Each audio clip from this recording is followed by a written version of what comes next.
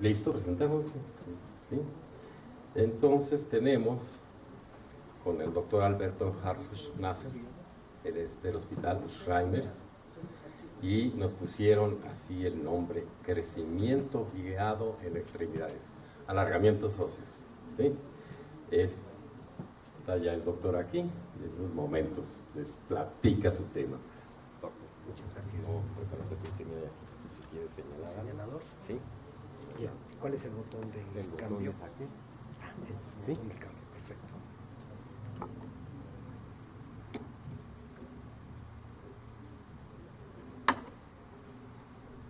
Bueno, buenas tardes. Agradezco mucho al doctor José Cortés por la invitación a participar en este curso. Básicamente esto es un tratamiento que estamos dando, que tiene ya muchos años estarse utilizando y que ha tenido una serie de innovaciones interesantes en las últimas 2 décadas. Prácticamente es un tratamiento ya mundial y que mucho tiempo estuvo abandonado exactamente por los malos resultados que se podían obtener. Y ahora, con las nuevas técnicas que les voy a mostrar, hemos logrado mejores resultados con un poquito más de predicción del resultado final. ¿Listo? Bueno, vamos a empezar por el crecimiento guiado. Esto lo hacemos por medio de epifisiodesis. Las epifisiodesis son el control que podemos darle al crecimiento a nivel del cartílago de crecimiento, que podemos nosotros manipular cómo va a crecer. ¿Y eso para qué nos sirve? Nos va a servir en ciertas condiciones patológicas en las que el crecimiento fue anormal, o en condiciones en las que hay un sobrecrecimiento y queremos disminuir el ritmo de crecimiento de la extremidad larga, y eso lo podemos manejar, ¿de acuerdo? Obviamente necesitamos tratar con esqueletos inmaduros, que son los que poseen el cartílago de crecimiento. En el adulto ya no existen cartílagos de crecimiento. Esto lo podemos hacer por medio de inhibición de crecimiento y puede ser hecho en 2 aspectos: en una forma temporal para una corrección y dejarlo que siga creciendo, o en una forma definitiva. Eso lo hacemos destruyendo el cartílago de crecimiento.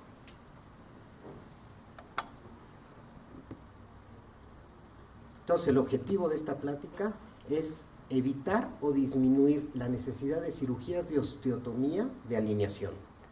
En nuestros pacientes pediátricos que tienen deformidades en las extremidades inferiores, lo más común, aún en ciertos medios, es realizar osteotomías, y utilizamos armamentario durísimo para un niño: fijadores externos, fijaciones internas, placas, tornillos, clavos centromedulares, para lograr hacer alineaciones. Con este tipo de sistema, que es un sistema mínimo invasivo, en un esqueleto inmaduro podemos lograr con puro crecimiento que se alineen las extremidades. Recordando un poquito la anatomía, esto es la mitad del fémur, la mitad de la tibia, la línea articular, y tenemos 2 zonas metafisiarias, 2 zonas epifisiarias y los cartílagos de crecimiento que están hacia los extremos de los huesos largos. Si nos vamos un poquito a la historia, probablemente de los primeros intentos que se hicieron por controlar el sobrecrecimiento lo hizo Femister. La cirugía era bastante agresiva y generalmente la utilizaba únicamente para disminuir el crecimiento general de la extremidad. Obviamente es un método invasivo, lleno de complicaciones. Se hacía generalmente cercano al final del crecimiento para que no nos sobrepasáramos y entonces tuviéramos una secuela del tratamiento. Los resultados eran adversos y generalmente la indicación era para manejo de discrepancias de longitud. En 1933, Blount, ¿quién ha oído hablar de las grapas de Blount? Pues estamos en ortopedia, ¿verdad? Bueno, son unas grapas que se utilizaron para detener el crecimiento. La idea era evitar dañar el cartílago de crecimiento, permitir un control y después soltarlo, y se encontraba que había un rebote, había un sobrecrecimiento después de esto. Entonces los resultados eran muy variables y era muy difícil poder saber qué era lo que iba a pasar. Tuvieron varios problemas, entre ellos rupturas y migración de los materiales. Entonces, en años posteriores hubieron varias publicaciones en las que confirmaban la utilidad de la grapa, pero sugerían la utilización no de una grapa, sino de 2 o 3, entonces terminaron siendo cirugías excesivamente agresivas. Y el rebote, que era una recurrencia ya sea de la deformidad o del sobrecrecimiento.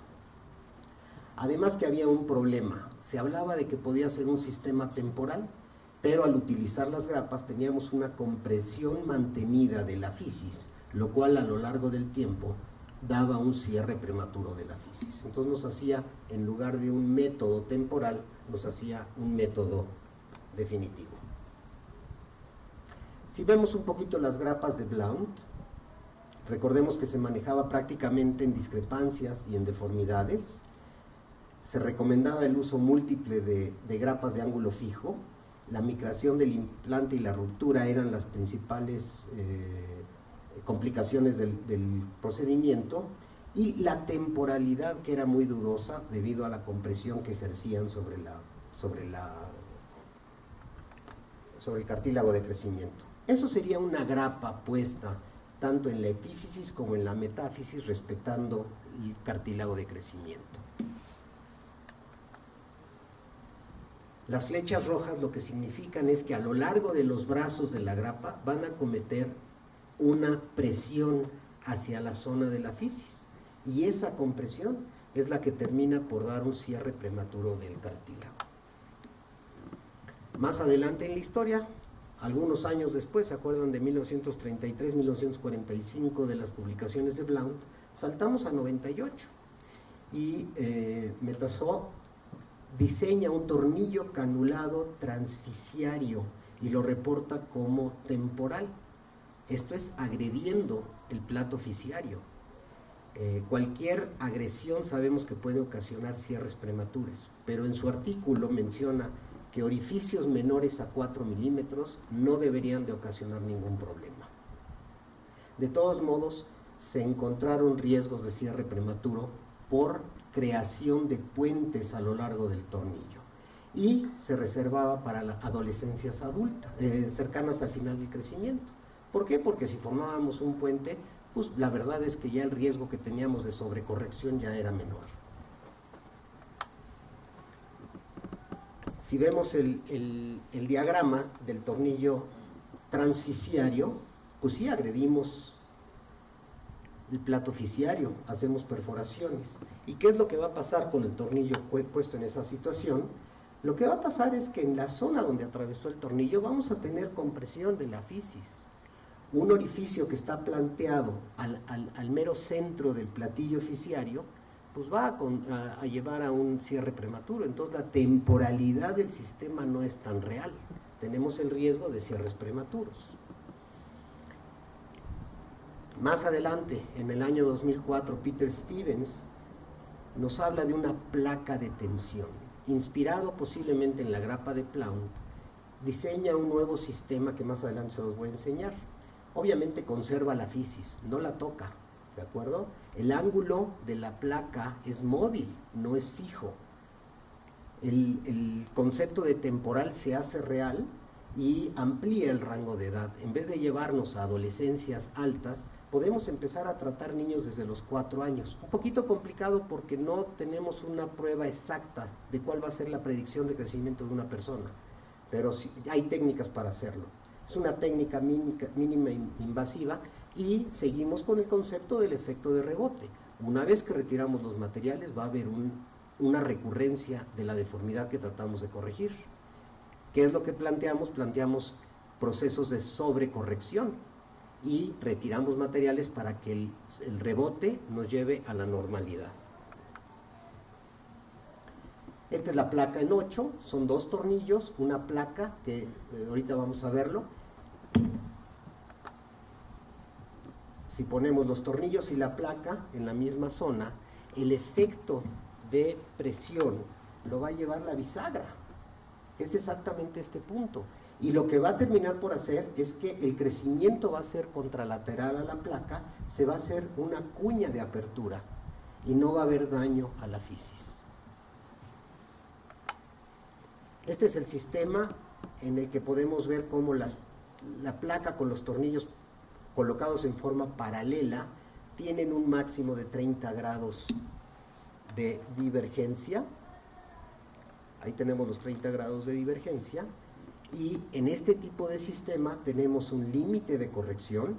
Al momento de llegar al máximo, a la máxima angulación, va a empezar a funcionar como una placa, va a empezar a hacer efecto de compresión hacia la fisis. Entonces el tiempo que normalmente usamos estas placas es entre 18 y 24 meses.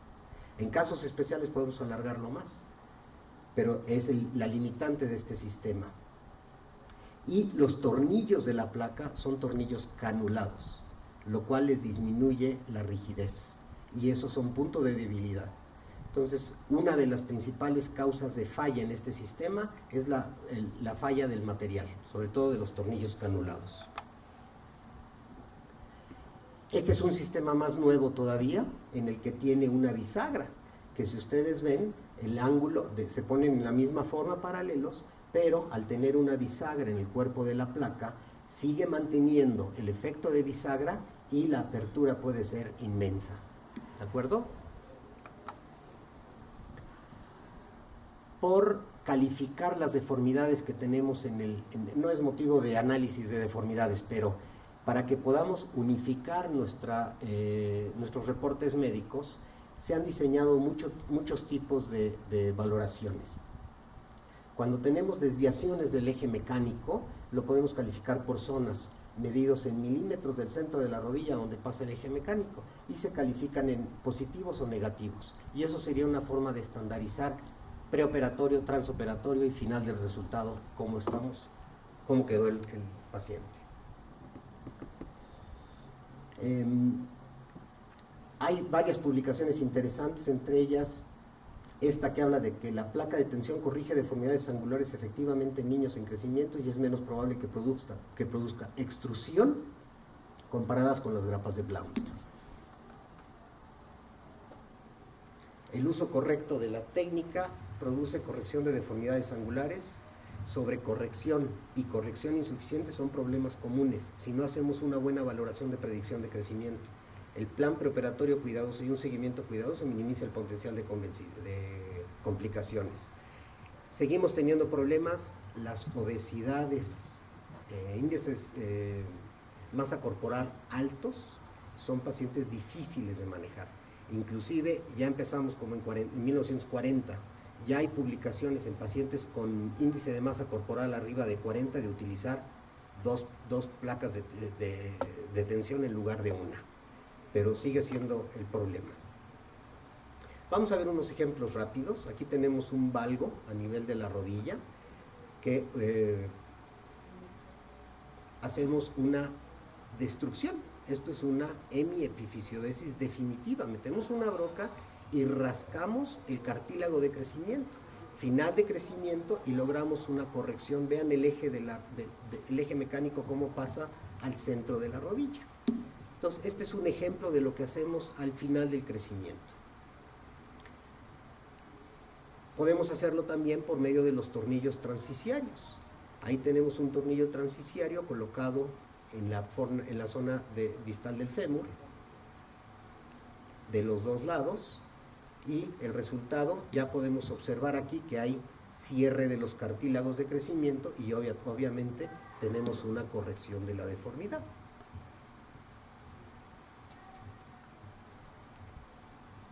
Aquí está la placa en 8. Esta es la original placa en 8. Lo que hacemos es poner un tornillo en la zona epifisiaria, uno en la metafisiaria y la placa.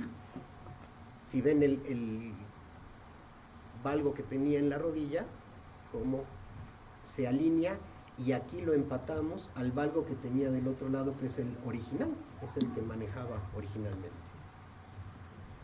Este es un caso de los que les mencionaba, con índices de masa corporal muy alto, en el que obviamente es un paciente con raquitismo.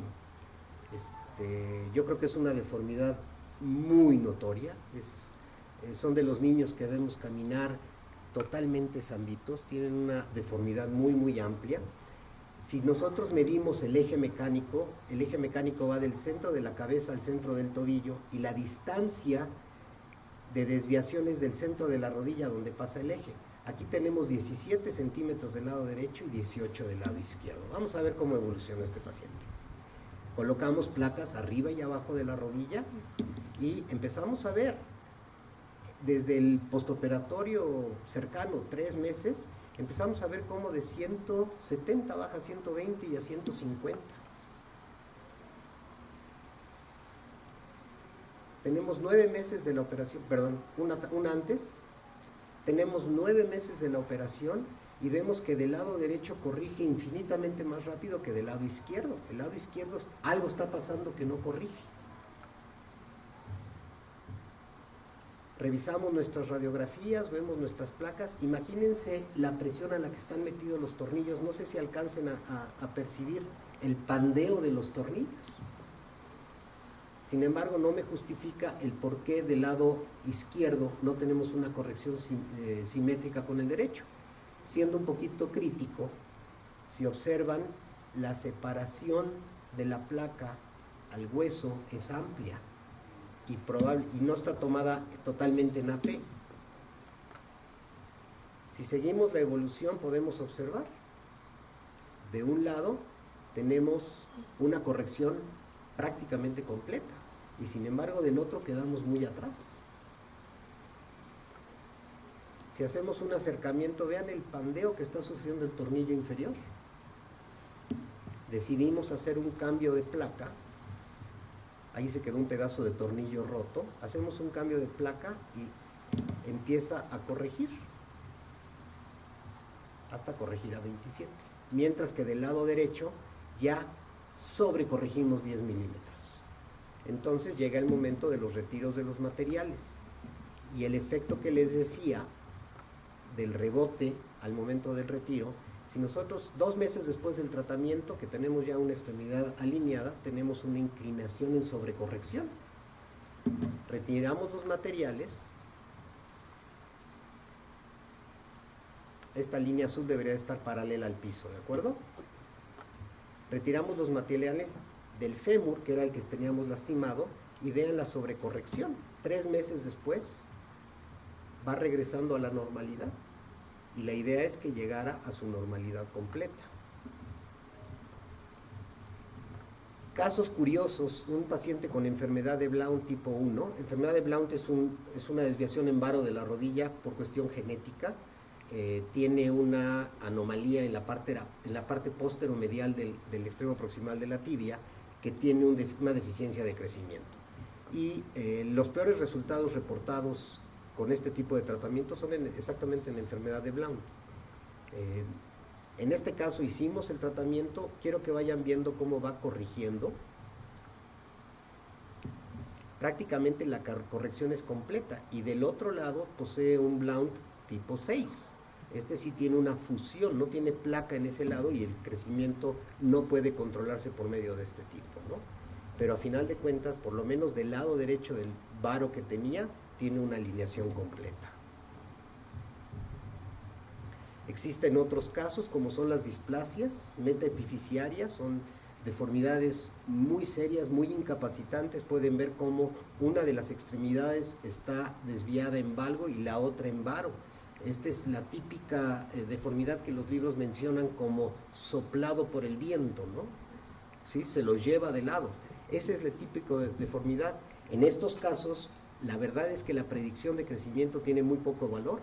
Todo lo que es congénito no sabemos exactamente cómo se va a comportar.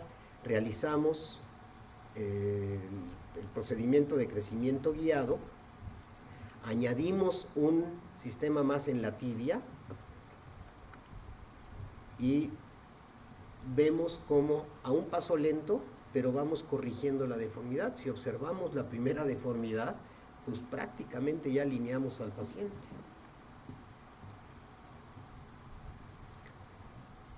Característico, las fracturas proximales de la tibia en los niños.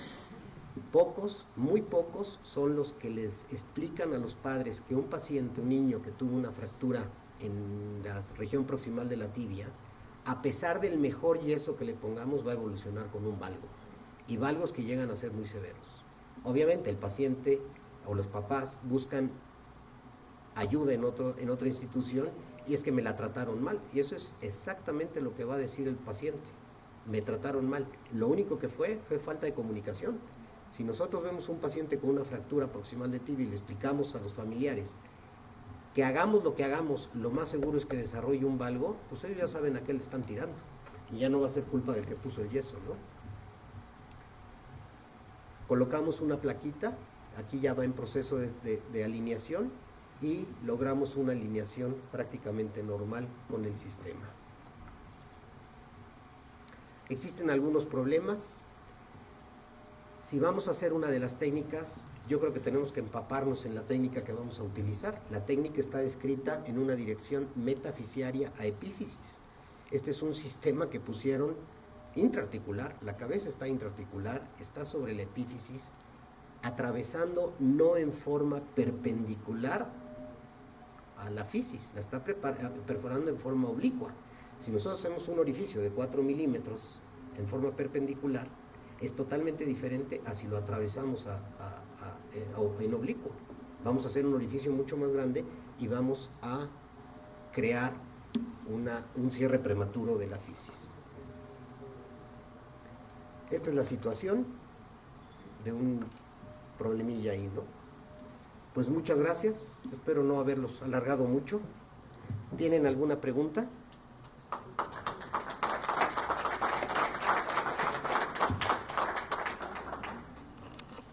¿De quién es?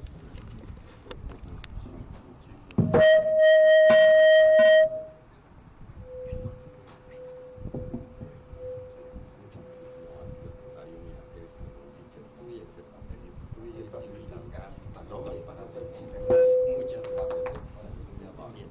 ¿Preguntas? ¿No? Entonces, ¿cuál sistema van a usar? ¿Las grapas, las placas, los tornillos? ¿Cuál es como la edad ideal para enviar a los niños toda la corrección quirúrgica de varo o valgo? ¿Perdón? Como pediatras, ¿cuál es como la edad ideal para enviar al ortopedista a los niños para la corrección del varo o del valgo? Tocando un poquito el tema que de hace rato, ¿no? De hasta cuándo es normal una deformidad fisiológica. Las deformidades fisiológicas, por recordar tantito, ¿no? Los niños nacen sanos, los niños nacen con un varo, ¿no? Por ahí de los 2 años se van a alinear. Generalmente vamos a ver a los niños ya alineados. Entre los 4 y los 8 los vamos a ver con valgo, con sus rodillas cercanas y tobillos separados. Y después de esto, 9, 10 años van a volverse a alinear. Eso sería un parámetro muy sencillo de seguir. Pero ¿hasta dónde lo podemos considerar normal? Yo creo que hay que hacer interrogatorio de todo, ¿no? Mientras las deformidades no son muy marcadas, yo lo manejaría. El problema es cuando ya son varos excesivos. Ya cuando los varos se salen de nuestro nivel, no hay una medida que nos pueda decir. Yo creo que en caso de sospecha tendríamos que hacer investigación radiológica. En genos varos, una de las principales causas es el raquitismo. Entonces, un buen interrogatorio de todos los antecedentes, si existe en la familia antecedentes de raquitismo, pues unas pruebas sencillas de laboratorio, una radiografía nos puede dar. El raquitismo es muy florido. Cuando vemos una radiografía de raquitismo no se nos va a olvidar. Tenemos fisis abiertas, separadas, deshilachadas, o sea, tenemos mucho clínicamente que podemos diagnosticar. Una radiografía nos descarta la posibilidad de situaciones tumorales, aunque sean benignas, que se localizan cercanas a las fisis, como son encondromas, osteocondromas, y yo creo que detectando cualquiera de estos problemas, pues es causa de interconsulta inmediata, ¿no? De otro modo, si todo está dentro de límites normales, yo lo seguiría observando. Hay una tendencia a utilizar calzado ortopédico, virones, tacones, Hay una variedad de aditamentos para los zapatos. A edades mayores existen mangueras que se ponen a los niños. Yo creo que de todo ese armamentario que existe para deformidades en niños, me atrevería a decir que el 0% sirve. Yo estoy en el Hospital Shriners, vemos pie plano, lunes y viernes hacemos una consulta de primera vez, que seleccionamos a los pacientes con patología a los que vamos a tratar. Obviamente vemos a todos, vemos pies planos, pero el pie plano flexible simplemente no lo aceptamos.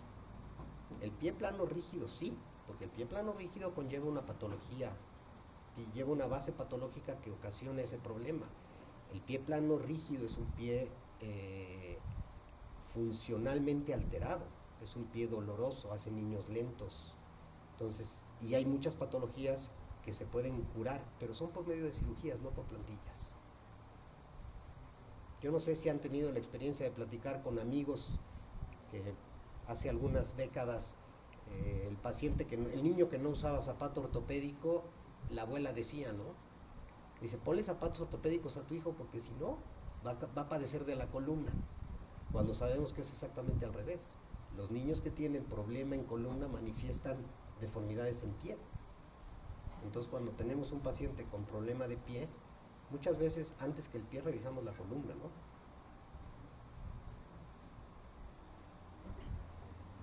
Doctor, ¿en cuánto tiempo corrige el valgo o el varo en un niño de 8 años? Por método de hemiepifisiódesis. No, por el método de... No sé si podemos llamarle epifisiódesis. Sí. Dos tornillos paralelos al parque de crecimiento con la placa en 8. Mire, yo tengo, jugando con este sistema, tengo 5 años, 6 años casi. Hasta la fecha sigo viendo cómo corrigen. Hay una ventana que es preciosa para corrección de deformidades, que es entre los 9 y los 11 años de edad. ¿Por qué? Porque tienen un potencial de crecimiento muy importante. En ese rango de edad, he tenido pacientes que corrigen el eje mecánico por seguir algún parámetro de medición. El eje mecánico lo van corrigiendo posiblemente igual en vario y en valgo, entre 1,5 y 2,5 milímetros por mes, más o menos. ¿Cada cuándo lo cita? Generalmente cada 4 meses. Si están en ese rango de 9 a 11 años, los cito cada 4 meses. Les tomo una radiografía y hago las mediciones. No quise profundizar mucho porque sí es un poquito largo el profundizar, pero tenemos varios métodos de medición. Entre ellos el eje mecánico, que es fundamental, y el segundo es la relación que guardan las líneas articulares con el eje, que está expresado en ángulos. Entonces lo ideal es tener el eje alineado al centro de la rodilla y las líneas articulares alineadas con respecto al eje. Eso nos daría normalidad de alineación. Pero eso es un poquito largo poderlo explicar, ¿no? ¿Alguna indicación de manera conservadora en lo que se les da la vigilancia? Porque muchas veces los papás se ponen un poco nerviosos de que, oiga, es que yo le sigo viendo la deformidad, pero que no es una deformidad tan grave como para someterla a una epifisiodesis. Claro. Yo creo que, bueno, por lo menos en mi práctica, yo lo que trato de hacer es muy explícito a lo que voy a hacer o lo que tengo planeado. De hecho, en el hospital, cuando yo veo un niño, no solamente me dirijo a los papás, me dirijo al niño. Y le estoy explicando al niño y los papás están oyendo. Y parece mentira, entienden lo que uno les dice, ¿eh? Y si uno les dice, ¿tiene alguna pregunta? De veras quedan muy complacidos con la explicación. Y entonces entienden lo que va a pasar. Porque en una futura que se te olvidó que les dijiste y les vuelves a repetir lo mismo, te dice, bueno, pero eso ya me lo dijo, ¿eh? Ah, bueno, no estaba yo confirmando, ¿no?